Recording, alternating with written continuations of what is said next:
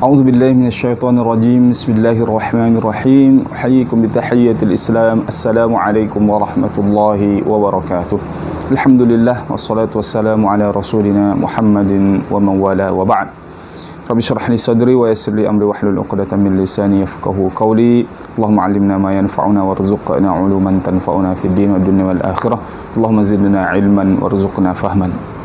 Sahabat Risalah Nur yang dirahmati Allah Subhanahu wa taala, mungkin di antara kita ada yang bertanya-tanya, Allah Subhanahu wa taala telah mengutus nabi dan rasul. Namun di sisi lain Allah menciptakan syaitan yang terus menggoda manusia. Sehingga walaupun dikirim, diutus nabi dan rasul, tetap masih banyak manusia yang tidak mengikuti dan tidak taat kepada Allah Subhanahu wa taala. Lantas seperti apa pengutusan nabi dan rasul ini kepada manusia? Bagaimana Risalah Nur menjawab? Imam Badi'uz Zaman Sa'id Nursi rahimahullah ta'ala menyatakan, kuantitas tidak bisa dijadikan sebagai tolak ukur. Yang disebut mayoritas pada dasarnya mengarah pada kualitas, bukan pada kuantitas. Ini yang perlu kita garis bawahi, bahwasannya kuantitas tidak bisa dijadikan sebagai tolak ukur. Yang disebut mayoritas pada dasarnya mengarah pada kualitas, bukan pada kuantitas.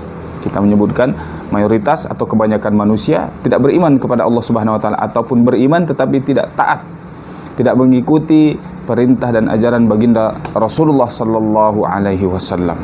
Maka yang dilihat bukan kuantitas, jumlah manusia yang tidak beriman atau jumlah manusia yang tidak taat kepada Allah Subhanahu wa taala, masih bermaksiat karena godaan setan, tetapi lihat pada kualitas manusianya.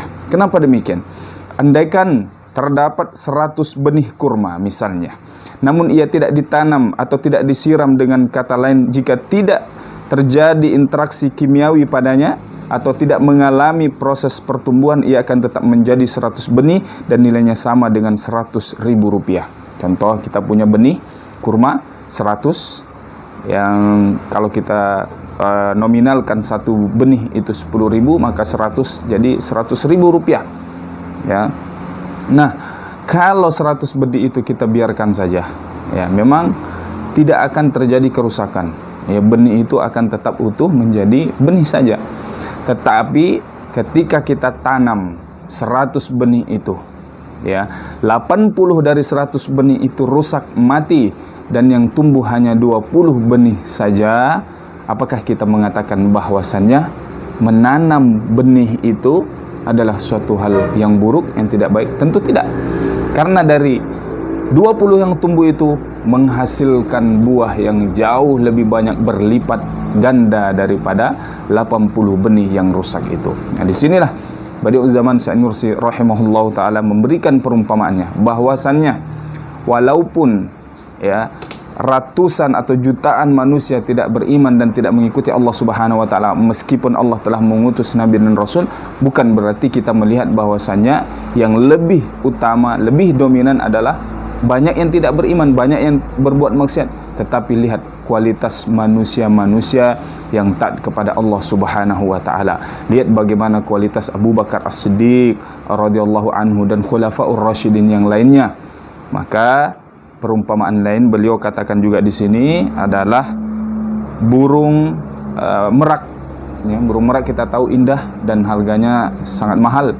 Ya, ada misalnya 100 telur, ya, kita ramkan dia. Nah, maka yang menetas cuman ada ya 20 telur saja, 80 telurnya busuk. Nah, lalu apakah kita melihat bahwasanya hal ini adalah kecerobohan, kerusakan karena 80 telur terbuang?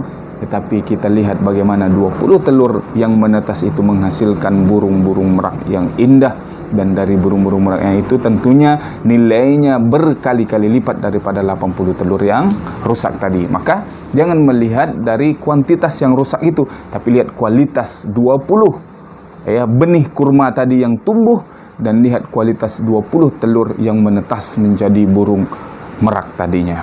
Maka begitulah manusia telah mendapatkan keuntungan 100.000 nabi, jutaan wali, dan miliaran orang soleh yang menjadi mentari, bulan dan bintang, dunia kemanusiaan lewat pengutusan para nabi.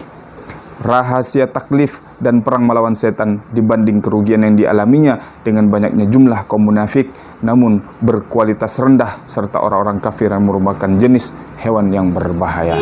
Demikian sahabat Risanul yang dirahmati Allah Subhanahu wa taala. Jadi yang dikatakan mayoritas itu adalah kualitas, bukan pada kuantitas. Wallahu a'lam bishawab. Wassalamualaikum warahmatullahi wabarakatuh.